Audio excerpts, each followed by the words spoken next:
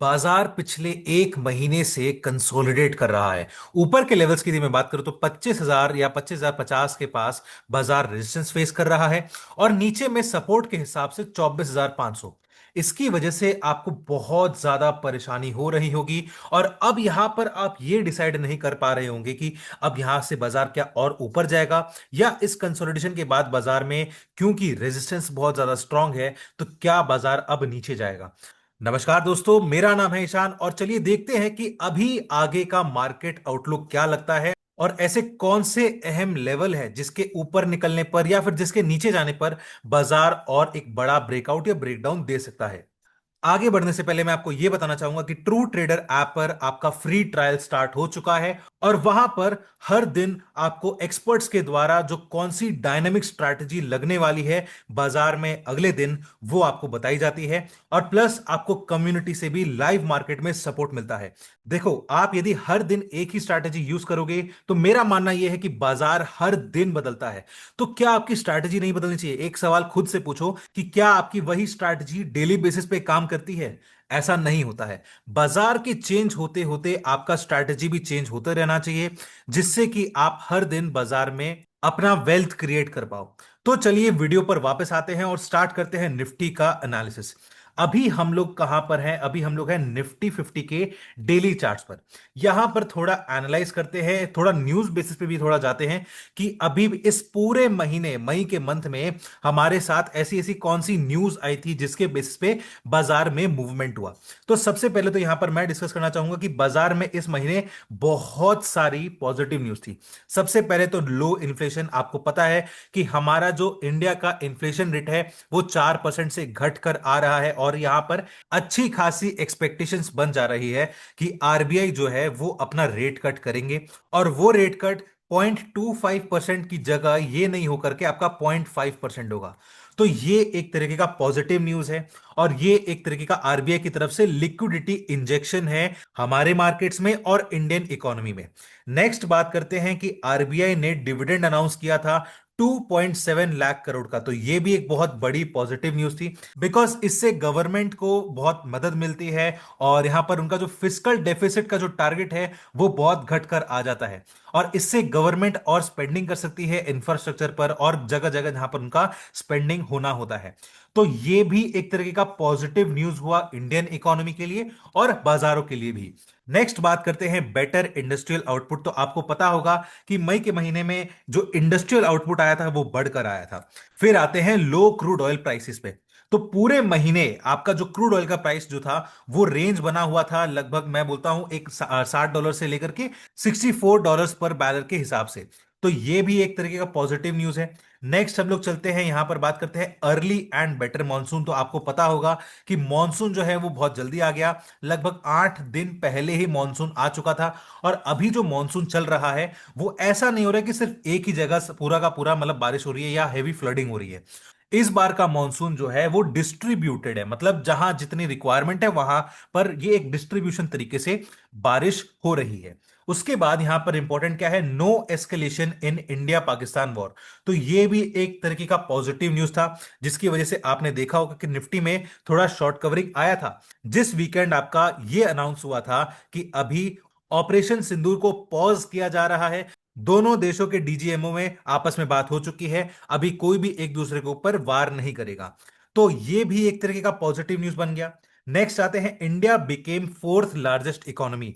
अब इससे क्या होता है कि फंड फ्लोज बढ़ते हैं, बिकॉज ऑब्वियस सी बात है, यदि मान के चलो कोई भी देश में अच्छा खासा ग्रोइंग हो रहा है, अच्छा खासा ग्रोथ हो रहा है और फिर वो एक माइलस्टोन क्रॉस करता है, मतलब एक अचीवमेंट होती है फोर्थ लार्जेस्ट इकोनॉमी बनने में, उसके चक्कर में जितने भी एफआईआईज हैं या फिर जितने भी फंड्स हैं वो उस देश में पैसा लगाते हैं।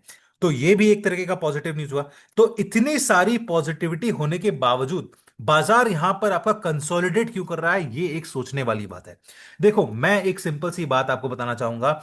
बाजार में इस रेंज के आसपास हमारे मार्केट्स अंडर वैल्यूड थे, ठीक है, अंडर वैल्यूड थे। बट अब यहां पर क्या हो रहा है, इस जोन में बाजार देखा जाए तो फेयरली वैल्यूड है, मतलब अभी हमारे मार्केट्स का जो प्राइसिंग है वो एवरेज है, वो फेयर है। अब यहां पर कोई ओवर वैल्यूएशन नहीं है, लेकिन फिर भी कोई अट्रैक्टिव वैल्यूएशन नहीं है, या फिर कोई नेक्स्ट खबर ऐसी नहीं आ रही है जिसकी वजह से पैसा नया लगाया जाए। तो इसी वजह से यहां पर आपको अच्छा खासा कंसोलिडेशन देखने को मिल रहा है। दूसरा चीज, क्योंकि बाजारों में एक अच्छा खासा अपवर्ड थ्रस्ट देखने को मिला है, उसकी वजह से यहां पर कई सारे ऑफर फॉर सेल आ रहे हैं। आपने देखा होगा बैट की तरफ से आईटीसी में लिक्विडेशन हुआ है, इंडिगो में जो प्रोमोटर है उन्होंने अपना स्टेक्स बेचा है। तो देखा जाए तो ओवरऑल प्रोमोटर्स की तरफ से कई सारे मिड कैप स्मॉल कैप शेयरों में भी सेलिंग आ रही है, अपना स्टेक्स बेचा जा रहा है, क्योंकि बाजार फेयरली वैल्यूड है। तो उसकी वजह से यदि बाजार से लिक्विडिटी निकाली जाती है, तो उस पॉइंट ऑफ टाइम पे यहां पर जो पैसा यदि जाता भी है तो भी बाजार नहीं बढ़ पाता है। यदि आप सपोज करो, आप एक तरफ से ये सोच रहे हो कि 26,000 करोड़ का मेरा एसआईपी का इनफ्लो आता है मोटा मोटा हर महीने, बट वहीं दूसरी तरफ यदि मैं देखूं, यदि आपका ओएफएस आता है, फिर आपका आईपीओ आता है, प्रोमोटर की सेलिंग होती है, तो उसके चक्कर में इस महीने यदि मैं बात करूं तो लगभग 70,000 करोड़ का यहां पर लिक्विडिटी निकाला गया है बाजारों से। और प्लस आने वाले 2 महीने में लगभग 20,000 करोड़ का आईपीओ आने का प्लानिंग चल रहा है। तो इन दैट केस यहां पर इसी वजह से बाजारों में अभी प्रॉफिट बुकिंग का माहौल चल रहा है, और प्लस यहां पर एक पॉइंट ये भी कह सकते हैं कि बाजार में अभी सेलिंग का माहौल भी चल रहा है। अब आप बोलोगे कि सेलिंग कैसे चल रहा है, तो देखो यहां पर यदि मैं देखूं इस पॉइंट ऑफ टाइम पे बाजार अभी आपका 25,100 के पास रेजिस्टेंस ले रहा है। अब प्योरली टेक्निकल यदि मैं बात करूं तो यहां पर इसका यदि हम लोग नेक्स्ट लेग देखें अपवर्ड के लिए, तो ये मूव ऑलमोस्ट कंप्लीट हो चुकी है। और अब यहां पर थोड़ा बाजारों में आपको एग्जॉशन दिखाई दे रहा है, मतलब रुकावट और थकावट दिखाई दे रही है। तो इन दैट केस हम लोग अभी यहां पर क्या एक्सपेक्ट कर सकते हैं कि बाजारों में अभी गिरावट बढ़ेगी, और प्लस यहां पर आप रेड कैंडल्स ज्यादा देख पा रहे हो। और जब भी बाजार यदि ऊपर जा भी रहा है तो वो सिर्फ और सिर्फ शॉर्ट कवरिंग के बलबूते पे जा रहा है, राइट। तो अब इतने सारे ज्ञान के बाद यहां पर हमें क्या समझ में आता है, चलिए वो देखते हैं। डेली चार्ट्स पर हम लोग ये एक्सपेक्ट आराम से कर सकते हैं कि निफ्टी यदि आपका जो इस हफ्ते का लो है उसको यदि ब्रेक डाउन देता है, इस हफ्ते का लो कितना है चलिए वो देखते हैं। वीकली चार्ट्स पे आप देख सकते हो इस हफ्ते का लो लगभग 24,677 का है।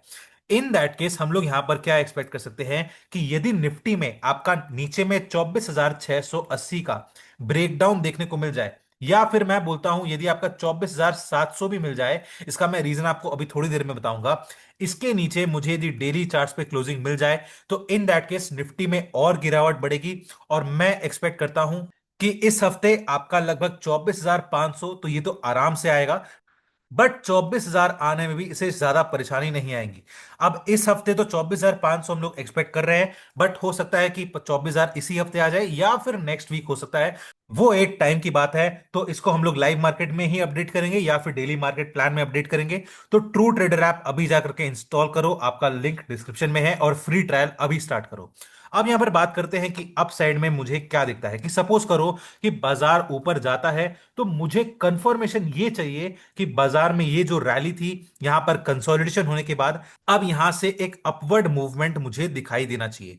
तो उसका कंफर्मेशन हमें कब मिलेगा, उसका कंफर्मेशन हमें दो तरीकों से मिलेगा। सबसे पहला जो छोटा सा कंफर्मेशन है वो है आपका 24,920 का। इसके ऊपर मुझे डेली चार्ट्स पर यदि बंद दिख जाता है, तो इन दैट केस मुझे 25,120 आता हुआ आराम से दिखाई देगा। बट अगेन इसके बाद एक और कंफर्मेशन मिलेगा कि यदि मान लो 25,120 के ऊपर यदि डेली चार्ट्स पर बंद आ जाए, तो नेक्स्ट मुझे 25,500 आराम से देखने को मिलेगा। तो फिलहाल के लिए मैं 25,500 का एक्सपेक्टेशंस नहीं रख रहा हूं, यहां पर हम लोग ओवरऑल नीचे का ही रुख रखेंगे। अभी के लिए आप चाहो तो वीडियो को पॉज करके इसे नोट डाउन कर सकते हैं। अब ये तो हो गया डेली बेसिस पे, और हम लोगों ने डेली चार्ट्स पर देखा। यहां पर हमारा एक्सपेक्टेशन 24,700 का क्यों है और 24,670 का क्यों नहीं, चलिए वो देखते हैं। उसके लिए हम लोग क्या करेंगे, एक बार पहले 1 घंटे के चार्ट पर चलेंगे, यहां पर हमारा मल्टी टाइम फ्रेम एनालिसिस होगा। देखो यहां पर बाजार नीचे में बार बार बायर कहां बैठे हैं, ओवरऑल देखा जाए तो बायर जो है बैठे हैं वो 24,717 और 24,700 के आसपास बैठे हुए हैं।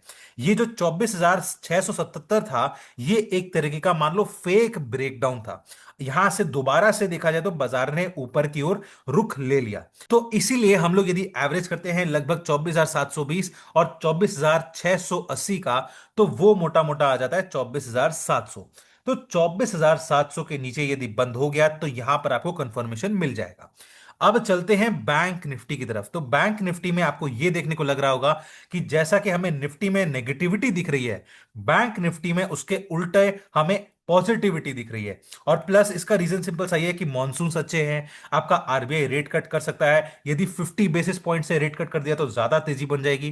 तो यहां पर हमें किस हिसाब से टेक्निकल लेवल्स देखने होंगे, चलिए थोड़ा वो डिस्कशन करते हैं। यदि मैं मान के चलता हूं कि बैंक निफ्टी में तेजी बननी है, तो मैं इंतजार करूंगा दो लेवल्स का। एक है आपका 55,900 या 950, आप मान के चलो। ये इसके ऊपर यदि बंद हो जाए, ये छोटा सा आपका मतलब फर्स्ट कंफर्मेशन है। और दूसरा एकदम स्ट्रॉन्ग कंफर्मेशन 56,100 का है, जो कि उसका लाइफ टाइम हाई है। यदि ये क्रॉस हो गया दोस्तों, तो in that case bank Nifty में बहुत अच्छी खासी तेजी बनेगी। जैसे हम लोगों ने यहां पर पकड़ा था कि बैंक निफ्टी यदि इसको क्रॉस करता है तो आपको 56,300 देखने को मिलता है, वैसे ही यहां पर हमें 56,100 देखने को मिला था।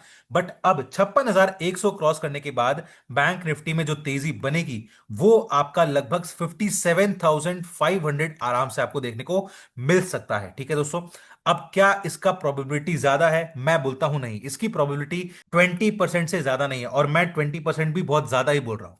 तो इन दैट केस मैं नीचे कैसे एक्सपेक्ट करूं, क्योंकि बैंक निफ्टी तो बहुत ज्यादा कंसोलिडेट कर रहा है। तो मैं यहां पर वेट करूंगा कि बैंक निफ्टी यदि 55,000 के नीचे बंद भाव आ जाए, 55,000 के नीचे यदि बंद भाव मुझे देखने को मिल जाता है, तो इन दैट केस मेरा नीचे 54,750 एक छोटा सा लेवल है। और उसके बाद मैं यहां पर 54,500 तो आराम से ही एक्सपेक्ट कर सकता हूं। ठीक है, अब अगेन इसमें कोई भी अपडेट होता है तो वो आपको डेली मार्केट प्लान में अच्छे से बता दिया जाएगा, तो उसके लिए आपको ट्रू ट्रेडर ऐप पर लाइव रहना होगा। अब इसकी प्रोबेबिलिटी कितनी है दोस्तों? इसकी प्रोबेबिलिटी लगभग मैं बोलता हूं 70% से ज्यादा की है। ठीक है, तो अब आप चाहो तो वीडियो को पॉज करके इसे नोट डाउन कर सकते हो। तो अब यहां पर दोस्तों, यदि आपको इंट्राडे बेसिस पे कौन सी डायनेमिक स्ट्रैटेजी लगने वाली है, यदि आपको वो जानना होगा, तो उसके लिए आपको ट्रू ट्रेडर ऐप डाउनलोड करना होगा। और आपको यदि आज का एनालिसिस अच्छा लगा हो तो वीडियो को लाइक कर देना, चैनल को सब्सक्राइब कर देना, और अपने दोस्तों के साथ शेयर जरूर करना, बिकॉज ये इंफॉर्मेशन उनके लिए बहुत काम की हो सकती है। बिकॉज बाजार हो सकता है कि अब यहां से यू टर्न ले, और आपके उन ट्रेडर दोस्तों को ये चीज की सतर्कता होनी चाहिए, उनको ये एक वर्ड ऑफ कॉशन होना जरूरी है। तो चलिए दोस्तों, अब हम लोग मिलेंगे अगले वीडियो में।